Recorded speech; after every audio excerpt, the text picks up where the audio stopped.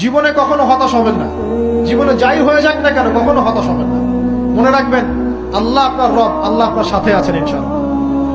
এই সমাজ আপনাকে যেভাবে শেখায়, কিভাবে শেখায়, এই যে স্কুল, কলেজ, ইউনিভার্সিটি, চাকরি, বিয়ে, সন্তান প্রতিপালন, আর তারপর ইন্না লিল্লাহি ওয়া ইন্না ইলাইহি রাজিউন, এই তো শেখায় নাকি?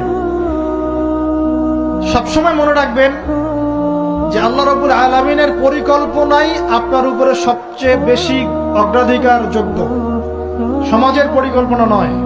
পরিবার আপনাকে চাপ দিচ্ছে, চাকরি পাস না, পড়াশোনা করিস না, হ্যাঁ পড়াশোনায় কেন তুই 80 নাম্বার পাইলি না, কেন চান্স পেলি না, কবে চাকরি পাবি, কবে আমাদেরকে দেখবি, খাওয়াবি, পড়াবি, এই যে চাপগুলো চারপাশ থেকে আসে কিনা, এতে করে অনেক যুবক দেখা যায় মাদকাসক্ত হয়, অনেকে দেখা যায় আত্মহত্যা করছে ইদানিং, করছে কিনা ভাই?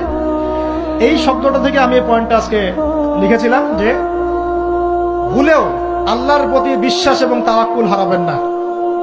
সমাজ যেভাবে শেখায়, সমাজ চারপাশে যে চাপ আপনাকে দিচ্ছে, এই চাপে নিজে গা ভাসিয়ে দিবেন না। আপনি আল্লাহর কাছে দোয়া করবেন, আল্লাহর কাছে পথ চেয়ে নিবেন এবং আল্লাহর প্রতি তাওয়াক্কুল ভরসা করবেন, কখনো আত্মহত্যার পথ বেছে নিবেন।